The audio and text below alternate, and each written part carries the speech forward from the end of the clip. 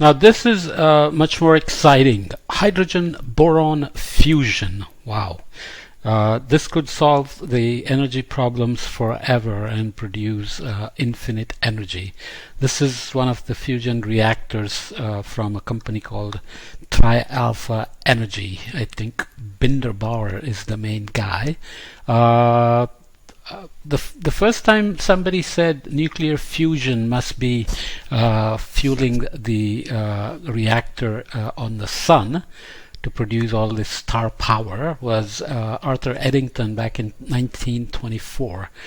He set off a whole slew of experiments on trying to produce such power on Earth. And of course, Eddington is known for his opposition to C. Chandrasekhar's ideas on the black hole and the singularity from a collapse of a star. And eventually, of course, Chandrasekhar won the Nobel Prize. The idea of fusion, of course, on the sun, hydrogen is getting fusioned. What is the word?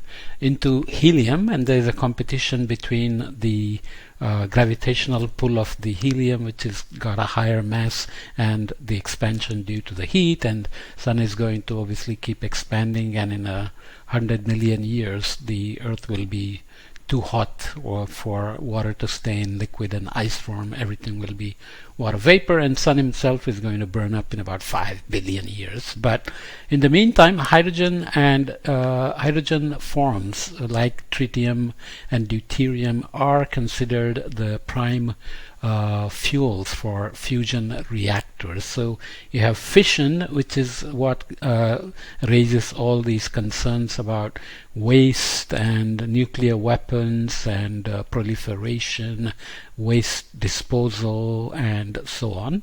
And safety concerns have basically stalled its contribution to renewable energy. And we know that this debate has been going on, with some people arguing strongly for nuclear being part of the solution and some people saying it's a regret solution, as we saw here.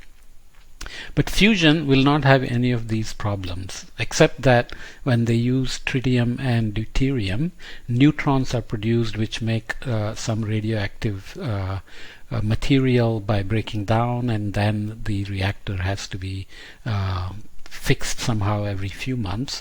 Whereas this company, Tri-Alpha Energy, figured out that using hydrogen-boron eliminates this problem, and boron is available essentially for many thousand years of required fuel for such a fusion reactor, whereas tritium and deuterium are not so easily available. But the story is that to create fusion of hydrogen and boron, you need temperatures of some 5.4 billion degrees centigrade, whereas the hydrogen, deuterium, and tritium require only 180 million degrees centigrade.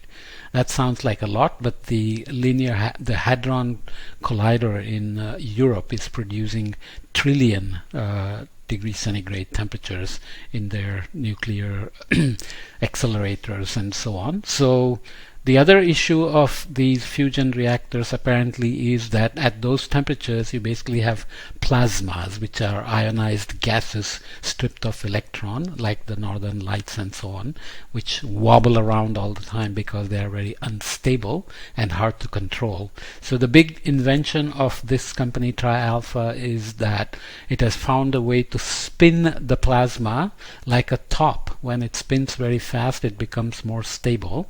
So they have found a way of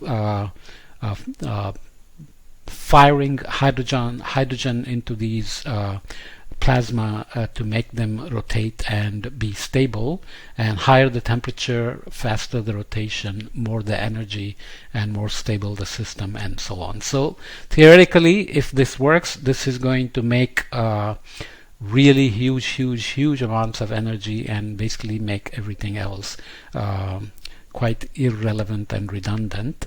Of course, all the energy we have from photosynthesis, fossil fuels, natural gas, and so on are all basically stored solar energy anyways, which is the fusion reactor on the sun. But it apparently takes some 90 million tons of, or maybe 90 tons of biomass to produce 1 gallon of the fuel that we use over time.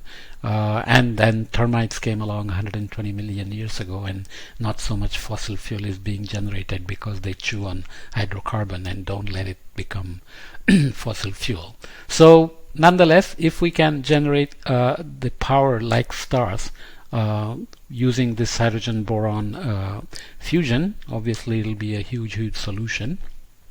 And apparently they're getting close, and lots of companies like Google, Microsoft, Bill Gates, and Jeff Bezos are all investing in this fusion technology.